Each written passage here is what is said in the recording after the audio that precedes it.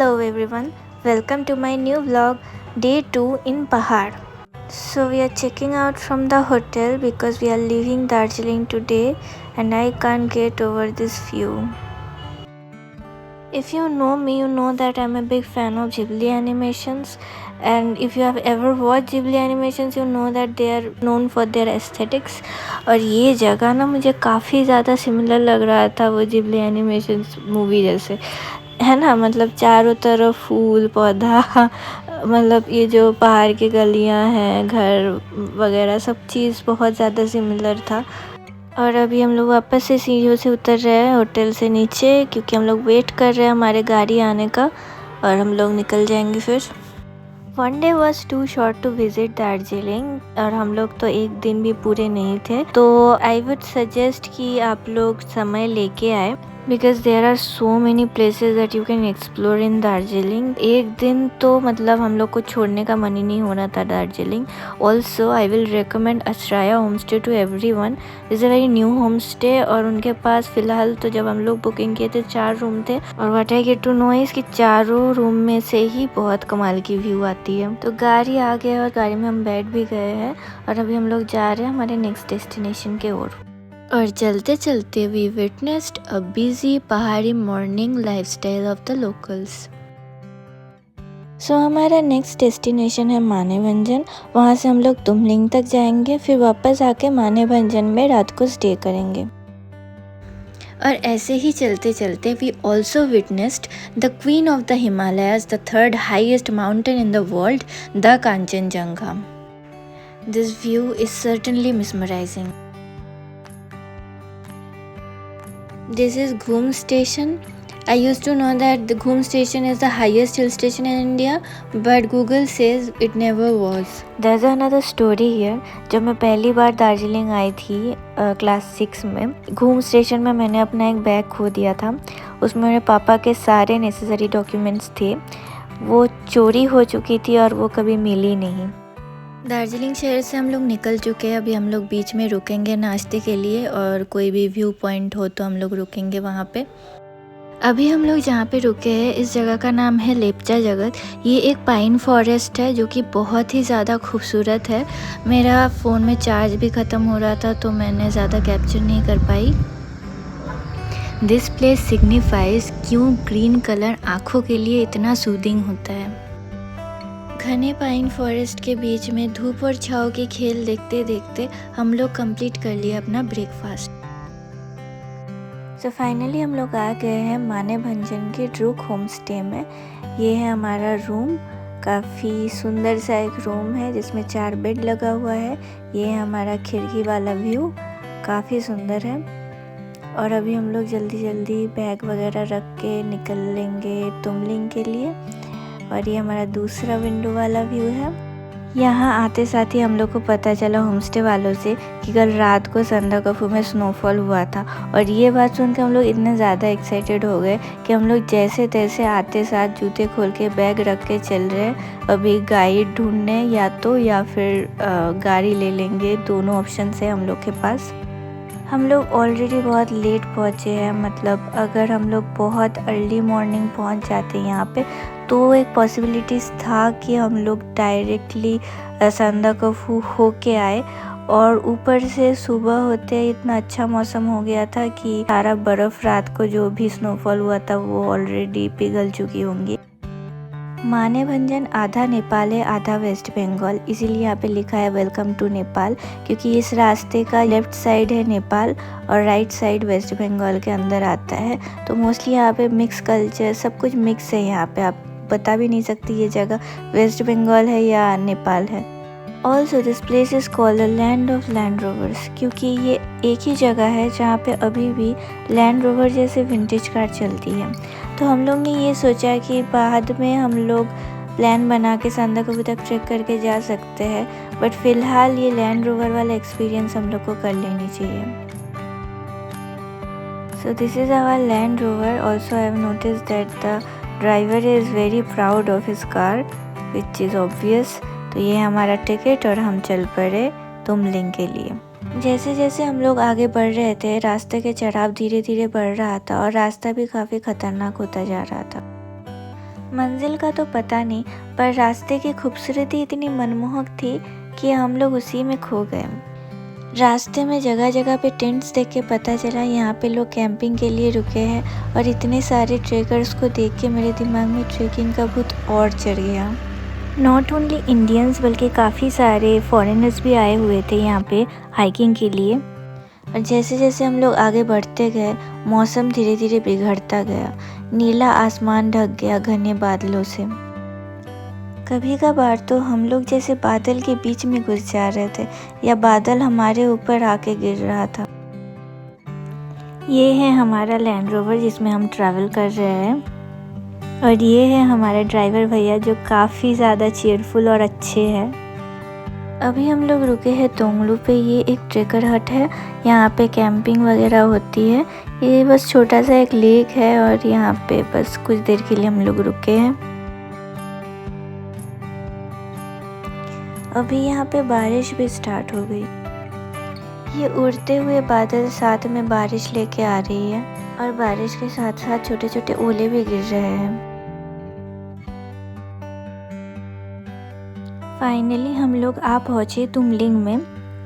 तो हमारा भी गाड़ी से हम लोग उतर चुके हैं, और अभी हम लोग चल चल के जा रहे हैं।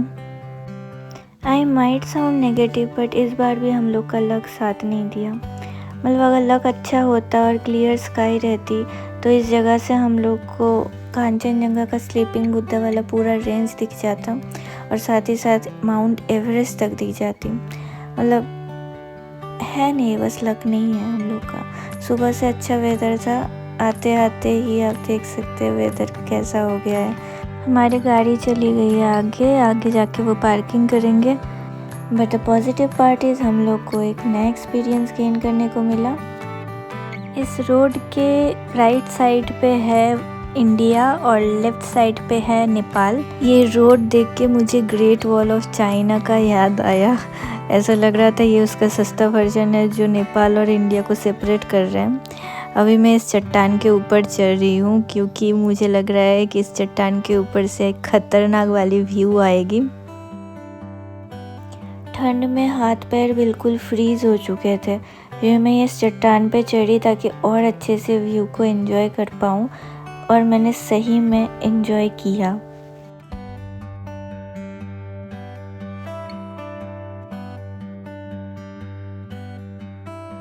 यहाँ से ये रास्ता बिल्कुल एक पतला रिबन जैसे लग रहा है, और हमारे लेफ्ट साइड से एक बड़ा सा जायंट बादल हमारे तरफ आगे बढ़ रहा था, जैसे हमें धक्का दे के नीचे फेंक देगा।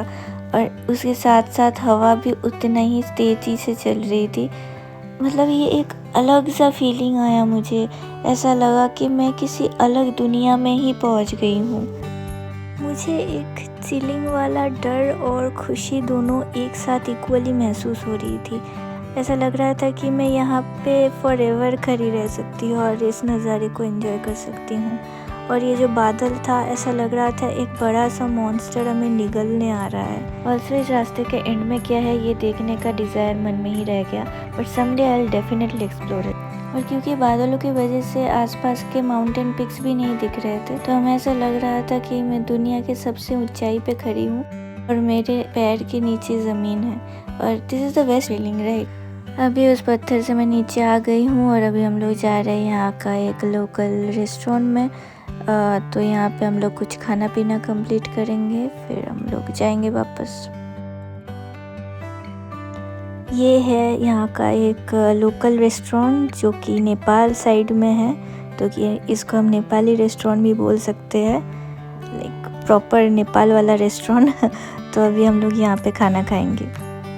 खाना यानी कि एज़ यूजुअल मोमो, मैगी और वाई लेके हम लोग खा रहे हैं। अभी हम लोग तुमलिंग से निकल चुके हैं और हम लोग वापस जा रहे हैं। वापस आते टाइम बारिश भी बढ़ गई थी और साथ में ओले भी गिर रहे थे। रास्ता भी काफ़ी ख़तरनाक था, तो हमें थोड़ा थोड़ा डर भी लग रहा था। लौटते टाइम हम लोग मेघमा नाम के एक जगह पे रुके हैं। साल के मैक्सिमम टाइम ये मेघ यानी कि बादल से ढकी रहती है, इसलिए इस जगह का ऐसा नाम है। यहाँ पे एक सुंदर सा मोनेस्ट्री है जिसको हम लोग अभी एक्सप्लोर करने वाले हैं। ये कोई सा बेर है, If you know the name, please write in the comment section. This place is also called the Mystic Village.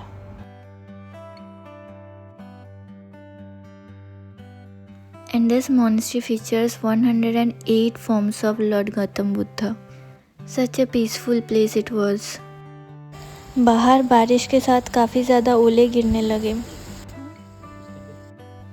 Next हम लोग रुके चित्रे में। ये भी एक स्मॉल विलेज है जो कि संदाकफू के रूट के बीच में पड़ता है। इसका ऑल्टीट्यूड ऑलमोस्ट 8000 फीट के आसपास है। यहाँ पे भी एक बहुत प्यारा सा मॉनेस्ट्री है, तो इसको भी हम लोग एक्सप्लोर करेंगे। ड्राइवर भैया बोले कि ये जो दूर में विलेज दिख रही है यही है मानेभंजन, मतलब जहाँ से हम लोग आए हैं। और ये बहुत सुंदर सा एक गौतम बुद्धा का मूर्ति है और ये एक बहुत बड़ा सा मॉनेस्ट्री है जिसको अभी हम लोग अंदर से देखेंगे घूम घूम के। ये मॉनेस्ट्री काफ़ी बड़ी सी जगह पे बनी हुई है, अलग अलग बिल्डिंग्स है इसके। यहाँ का जो मेन जो प्रेयर रूम है उसका दरवाज़ा तो बंद था, तो हम लोग अंदर नहीं घुस पाए। प्रार्थना घर के अंदर तो हम जा नहीं पाए, फिर भी हम लोग बाहर से इस पूरे मॉनेस्ट्री को एक्सप्लोर किए।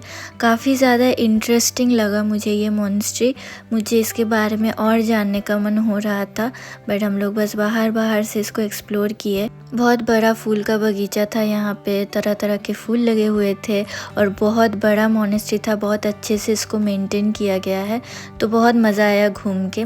अभी हम लोग वापस जा रहे हैं towards Manebhanjan. So we are back to Manebhanjan. और यहाँ आके भी हमें वेदर का डिफरेंस पता चला। जब हम आए थे तब बिल्कुल ब्राइट और शाइनी वेदर था और अभी बिल्कुल डल और क्लाउडी वेदर है।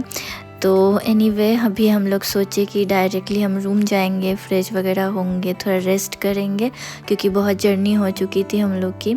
उसके बाद हम लोग निकलेंगे वापस और यहाँ के लोकल मार्केट को एक्सप्लोर करेंगे।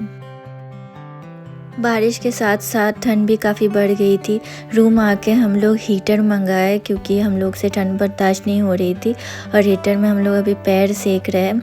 वो लोग 300 रुपये एक्स्ट्रा लिए हैं हीटर के लिए, जो हम लोग को लेना ही पड़ा। शाम को 5:30 बजे अराउंड हम लोग का स्नैक्स आ गए, पकोड़े और चाय गरम गरम, और भूख भी इतनी लगी थी कि हम लोग बस टूट पड़े। अभी बज रहे हैं शाम के 7, 7:30 और अभी हम लोग फाइनली कंबल के अंदर से निकल पाए हैं। तो अभी हम लोग सोचे कि मानेभंजन शहर के लोकल मार्केट और पूरा शहर को थोड़ा घूम के देखते हैं। रेगुलर दिनों में तो इस टाइम पे दुकान वगैरह खुला रहता है, बट आज इतना बारिश होने के कारण सारे दुकान बंद हो गए। अभी यहाँ हमें एक इस जगह का मैप मिल गया, तो आई थॉट कि कैप्चर कर लेते हैं। रास्ते में हमें कुत्ते बिल्ली के अलावा बेरली कोई आदमी दिख रहा था क्योंकि सारे शॉप्स वगैरह सब कुछ बंद थे। एक आध जगह पे कोई शॉप खुला हुआ था, तो हम लोग बस उसी को एक्सप्लोर कर पाए। Met this little cutie. फिलहाल यहाँ पे आसपास तो कुछ देखने को है नहीं क्योंकि ऑलमोस्ट सब कुछ अंधेरा है, तो ऑलमोस्ट पूरा मानेभंजन ही अंधेरे में है। बस एक जगह ऊंचाई पे थोड़ा लाइटिंग दिख रहा था हमें, तो अभी सीढ़ियों से चढ़ के वहीं पे हम लोग जा रहे हैं देखने की क्या है। ये कुछ मॉनेस्ट्री जैसा लग रहा है हमें, देखते हैं। ऊपर आते हमें पता चली कि ये कोई बुद्धिज़्म वाले मॉनेस्ट्री नहीं है, बल्कि ये एक मंदिर है। मतलब यहाँ पे एक्चुअली 3 मंदिर है, एक दुर्गा माँ की, एक शिव जी की और एक बजरंग बली के मंदिर है। तो आके बहुत अच्छा लगा, बहुत ही एक अलग एक्सपीरियंस रहा ये। बहुत सुंदर भी है और लाइटिंग से अच्छे से सजाया गया है। मंदिर तो फिलहाल बंद है, बट यहाँ से आपको एक बार व्यू दिखा देते हैं। पूरा मानेभंजन दिख रहा है यहाँ से। Okay, so let's get back to our home stay. Look who's waiting to welcome अस।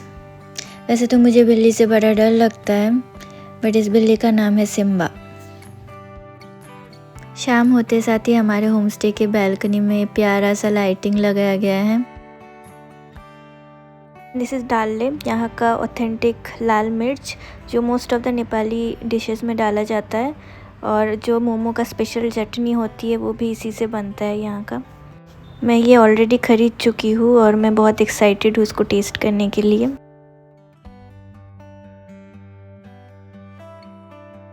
बारिश के कारण सारे दुकानें बंद थे, तो हम लोग अपना इवनिंग स्पेंड करने के लिए एक ग्रॉसरी दुकान से कुछ चिप्स वगैरह ले लिए लोकल। तो अभी हम लोग उसको एक्सपेरिमेंट कर रहे हैं। पहले चिप्स से तो ये खिलौना निकली है। ये एक रिस्ट बैंड दिया है, इसके साथ एक पाइप जैसा कुछ है जिसके अंदर फॉस्फोरस या ऐसा कोई मटेरियल है जो रात में जलती है। तो अभी हम लोग टेस्ट करने जा रहे हैं ये चिप, जो कि बिल्कुल पापड़ जैसा है और इसका टेस्ट भी ओके सही था। नेक्स्ट हम ट्राई करने जा रहे हैं ये करंट चिप्स। ये एक नेपाली चिप्स है, current hot and spicy sticks. High altitude होने के कारण यहाँ के सारे जो पैकेट वाले फूड्स है उसमें प्रेशर हाई होने के कारण बहुत फूल जाता है ये, क्योंकि अंदर वाला प्रेशर ज़्यादा होता है। तो इस चिप्स का भी ना मेन इंग्रेडिएंट है डाल ले, जो मिर्ची मैंने दिखाया ना जो बाहर अभी सुखा रहे थे। तो यहाँ नेपाली जो भी खाना है उसका मतलब मेन इंग्रेडिएंट यही दिखाया जाता है, मतलब तीखा के लिए वो लोग डाल ही यूज़ करते हैं मोस्टली। इसका टेस्ट भी काफ़ी यूनिक लगा मुझे, मतलब नॉर्मल मिर्ची के हिसाब से इसका जो तीखापन है थोड़ा लेट से हिट करता है। ऑल्सो इसके जो साइजेस थे वो भी काफ़ी बड़े थे नॉर्मल यूजुअल कुरकुरे वगैरह से। सर्च डिनर टाइम फाइनली हम 2-3 दिनों के बाद चावल खाने वाले। इसका अलग सुकून है, साथ में आलू भाजी, एक सब्ज़ी, गरम गरम दाल, चिकन, मिर्ची और प्याज के साथ यहाँ पे डल्ले का चटनी, एक अचार और एक इमली का चटनी, और साथ में है पहाड़ी देसी घी। This food was so satisfying and wholesome. ये पहाड़ी कुदरी का सब्ज़ी था जिसे हम बंगाली में कहते हैं, आई डोंट नो हिंदी में इसे क्या कहते हैं। और ये डल्ले का चटनी खास मेरे लिए बनाई थी आंटी, क्योंकि मुझे ये टेस्ट करने का बहुत शौक़ था। और ये था हमारा गरम गरम चिकन। हम लोग कोलकाता से आए, सब अलग अलग जगह से है। हम बोकारो झारखंड। क्या बोले?